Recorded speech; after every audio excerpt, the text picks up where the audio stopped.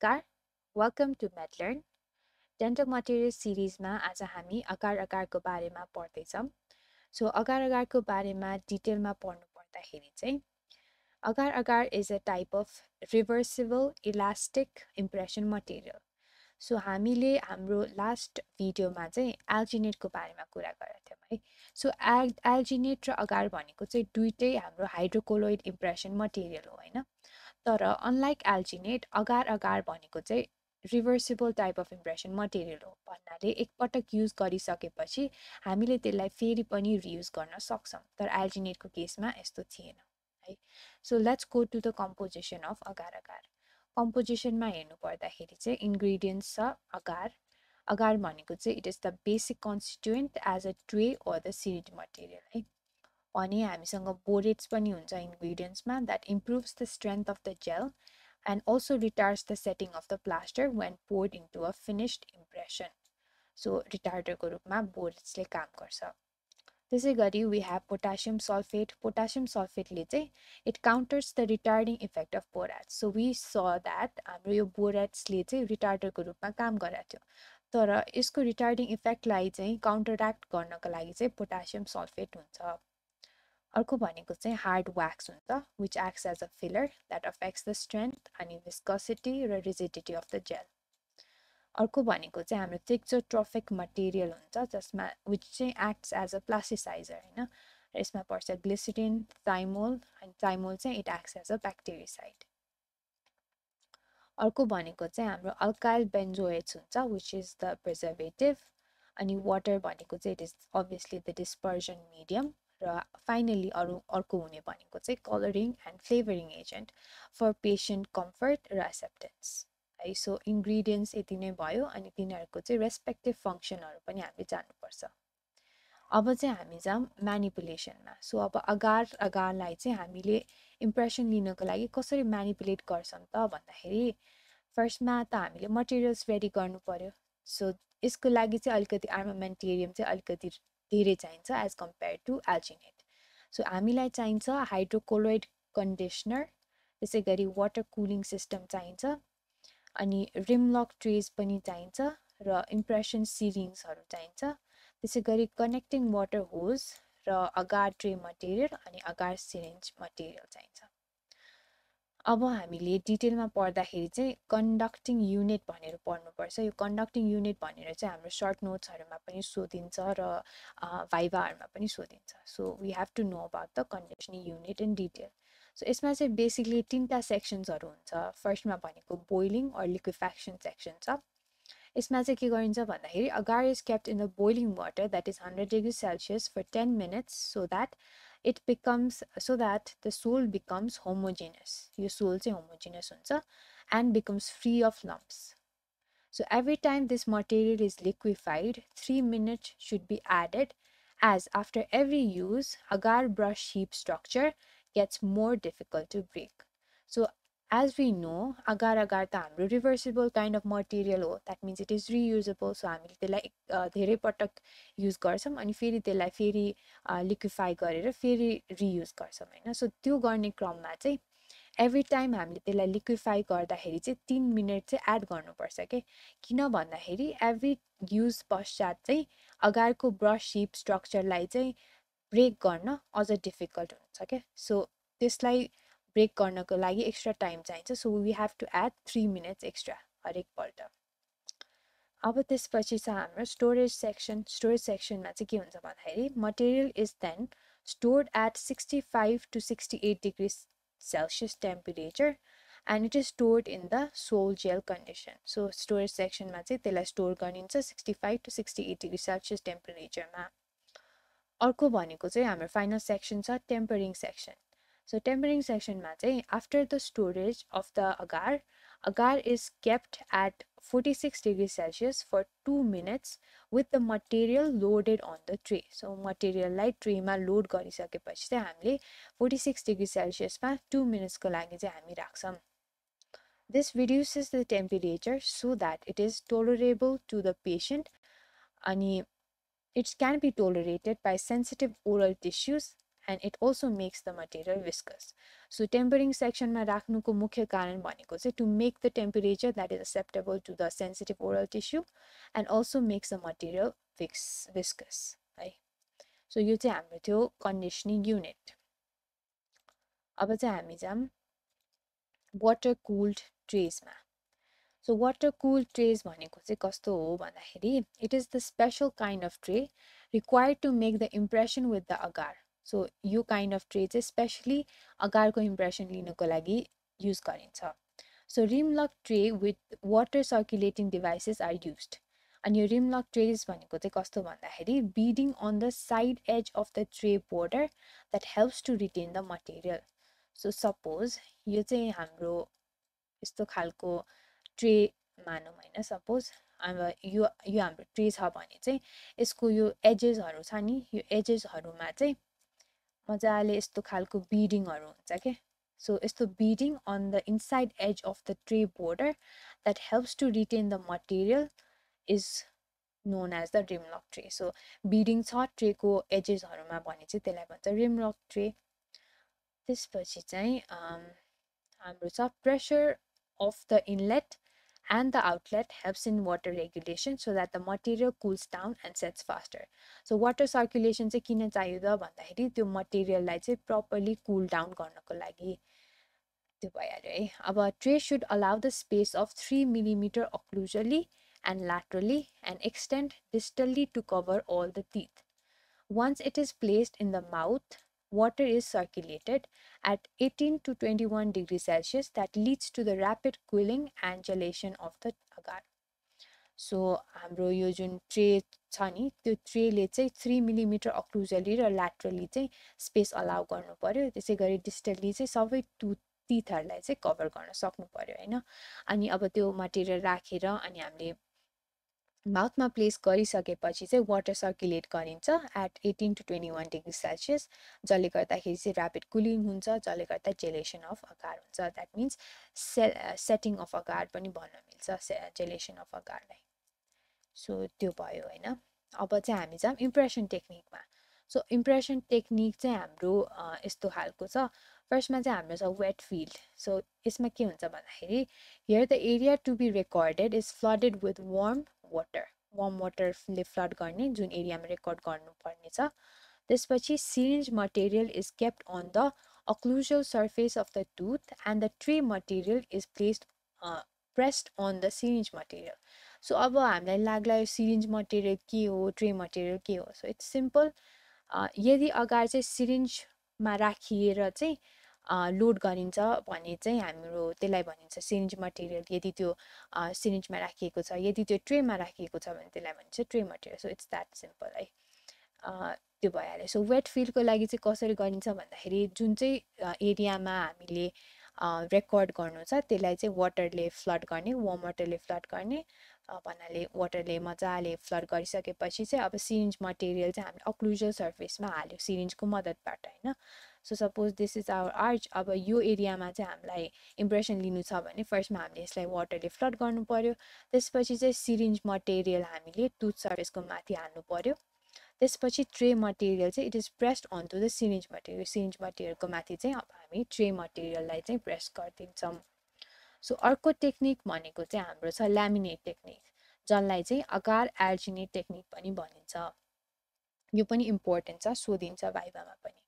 So syringe agar is injected into the area to be recorded. फर्स्टमा चाहिँ syringe agar चाहिँ हामीले inject गर्यौं यो एरियामा जसमा चाहिँ हाम्रो रेकर्ड गर्नु छ हैन. Over it a chilled alginate mix is pressed. So यसमा चाहिँ दुईटै agar as well as alginate हामी युज गर्छौं. agar चाहिँ it is used as a syringe material अनि त्यसपछि alginate चाहिँ chilled खालको alginate चाहिँ मिक्स गरेर हामी त्यसको माथि press गरिदिन्छौं. So alginate gels or sets by the chemical reaction, whereas agar चाहिँ by the cooling action of the alginate rather than through the water circulating in the tray. So अब हामीले agar को माथि alginate हालेका छौं हैन. अब यो जुन alginate को cooling action हुन्छ नि यसले गर्दाखेरि चाहिँ agar set हुन थाल्छ के rather than the water circulating in the tray. So यही भन्न खोजेको हो. अब चाहिँ हामी जाम syringe agar gives the proper detail. अब सिरिन्जमा त हामीले अगार युज गरेका छौं अनि यसले चाहिँ प्रपर डिटेल क्याप्चर गर्न मद्दत गर्छ. अब वाटर कुल ट्रे चाहिँ अब यो कन्डिसनमा त चाहिने भएन किनभने ओभरलाइङ एल्जिनेटको कुलिङ इफेक्टले गर्दाखेरि चाहिँ हाम्रो अगार सेट हुने भयो त्यसै गरी it sets faster than the regular alginate technique I mean regular agar technique so माथिको टेक्निक भन्दा त यो तलको टेक्निक त it sets faster so wet field र laminate मा कुन चाहिँ faster छ भन्दाखेरि चाहिँ laminate or the agar alginate technique is setting faster है but the bond between the agar and the alginate is not sound so agar र alginate दुईटै युज गर्ने क्रममा चाहिँ फेरि यिनीहरू बीचको बन्ड चाहिँ राम्रो हुँदैन के so the impression may come out यो प्रब्लम चाहिँ फेरि देखिन सक्छ so advantages त भइ नै हाल्यो त्यसै गरी some disadvantages are also there अब high viscosity of the alginate may push the agar from the side of recording so the details may not be reproduced well so यो चाहिँ यसको disadvantage भयो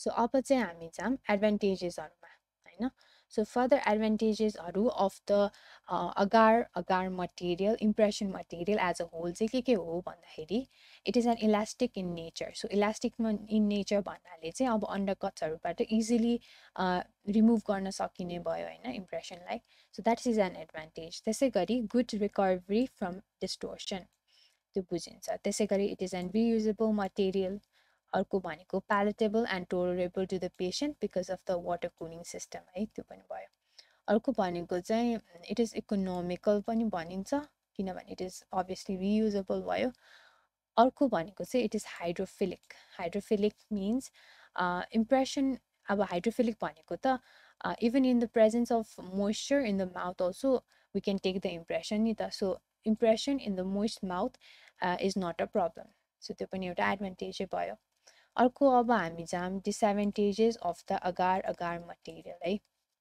so यसमा चाहिँ छ during insertion and gelation patient may feel discomfort किनभने अब rim lock tray with the water cooling system use गरिरहेछौँ so it might be difficult or discomfortable to the patient हैन अर्को भनेको चाहिँ less flow as compared to the newly available impression materials that is true यसको चाहिँ flow property is not as good as the newly available materials like elastomers हैन अर्को भनेको चाहिँ it tears easily so it tears easily भनेपछि त it is a very big disadvantage अर्को चाहिँ dimensional stability is poor due to syneresis and imbibition so has to be poured immediately so syneresis and imbibition चाहिँ हामीले alginate पढ्दाखेरि पनि properly discuss गरेका थियौं syneresis भनेको चाहिँ कुनै पनि hot टेम्परेचर छ भने चाहिँ त्यो मटेरियलले चाहिँ त्यसको मोइस्चरलाई लुज गर्छ अथवा वाटरलाई लुज गर्छ भने इम्बिबिसन भनेको चाहिँ इन प्रेजेन्स अफ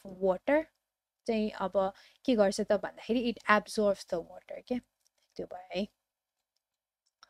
यसमा चाहिँ वाटर लुज गर्ने भयो यसमा चाहिँ वाटर गेन अथवा एब्जर्ब गर्ने भयो है त्यो कारणले गर्दाखेरि चाहिँ डाइमेन्सनल स्टेबिलिटी पोर हुन्छ त्यसैले चाहिँ अब त्यो जुन इम्प्रेसन लियौं नि अब त्यसमा हामीले इमिडिएटली पोर गर्नुपर्ने हुन्छ है अब चाहिँ अर्को भनेको it requires the special and expensive equipments किनभने अघि हामीले पढाएको थियौं नि यसमा त पुरा कन्डिसनिङ युनिट्सहरु चाहिन्छ हामीलाई तीनटा कन्डिसनिङ सेक्सन्सहरु युनिट्सहरु चाहिने भयो so it is quite expensive with equipments हैन अनि although reusable impossible to sterilize so on repeated use it can be contaminated अब repeated use गर्दाखेरि चाहिँ त्यो contaminate हुन सक्छ र यसलाई sterilize पनि गर्न सकिदैन के so यो अर्को disadvantage भयो अर्को भनेको चाहिँ it resolves soft tissue on the gypsum cast and cannot be electroplated भइहाल्यो है यो पनि अर्को disadvantagesहरु भयो it cannot be electroplated अब अर्कोमा चाहिँ हाम्रो छ uses of the agar impression material so यसमा चाहिँ हाम्रो फर्स्टमा छ cast duplication example during fabrication of the cast metal removable partial denture so cast duplication material भनेको चाहिँ अब हामीले इम्प्रेसन लियौं इम्प्रेसन लिइसकेपछि चाहिँ एउटा कास्ट थियो एउटा कास्टको हामीले इम्प्रेसन लियौं अब हामीले यस्तै खालको फेरि अर्को कास्ट बनाउनु पर्यो भने त्यो जुन इम्प्रेसन लिएको छ नि अगारबाट अब त्यही अगारको मद्दतबाट लिएको इम्प्रेसनमा चाहिँ अब हामी डेन्टल डेन्टल स्टोन्सहरु चाहिँ त्यसमा पोर गरेर चाहिँ अब कास्ट बनाउँछौँ so that is cast duplication भयो है अर्को भनेको चाहिँ full mouth impression without dip अन्डरकट्समा पनि इट क्यान बी युज्ड अर्को भनेको चाहिँ was use extensively for FPD impression material fixed partial denture impression prior to elastomers भन्दा अगाडि चाहिँ यसको इम्प्रेसनको लागि चाहिँ इट वाज एक्सटेन्सिभली युज्ड अर्को भनेको चाहिँ it is use as a tissue conditioner है सो अब अगार अगारको बारेमा पढ्दाखेरि चाहिँ हामीले डुप्लिकेसन मटेरियलको बारेमा पढ्नुपर्छ So, although popularity of agar has been significantly lost due to introduction of the alginate that is better than agar in various aspects, agar is still used as a duplication material. So, हामीलाई थाहा छ many aspects मा हेर्दाखेरि alginate र agar को बीचमा compare गर्दाखेरि त obviously alginate is much better than agar नि त हैन तैपनि agar नै use गरिन्छ के still as a duplication material. Duplication भनेको चाहिँ के हो त भन्दाखेरि it is simply the method of making a copy or a duplicate of something. In dentistry, cast duplication done by using the agar as the duplication material. हैन so duplication material मैले अघि भने जस्तै अगारलाई चाहिँ डुप्लिकेसन मटेरियलको रूपमा use गरेर चाहिँ कास्टको duplicate फर्म्सहरु चाहिँ बनाइन्छ र अगारलाई नै किन युज गरिन्छ त यसको रिजन्सहरु के हो भन्दाखेरि it has very good flow हैन अर्को भनेको चाहिँ large quantities can be prepared easily र अर्को भनेको it is economical है सो यी कारणले गर्दाखेरि चाहिँ it is used as a duplication material अर्को भनेको चाहिँ with intermittent stirring agar hydrocolloid can be kept in liquid form for 1 to 2 weeks at a constant pouring temperature so intermittent stirring को मद्दतबाट चाहिँ हाइड्रोक्लोराइड मटेरियललाई चाहिँ लिक्विड फर्ममै राख्न मिल्छ अरे के 1 देखि 2 weeks at constant pouring temperature these factors make cost quite reasonable so यो कुराले गर्दाखेरि चाहिँ कस्टलाई quite reasonable बनाइदिन्छ जुन चाहिँ अर्को एडभान्टेज भयो अब hydrocolloid type duplicating materials have same composition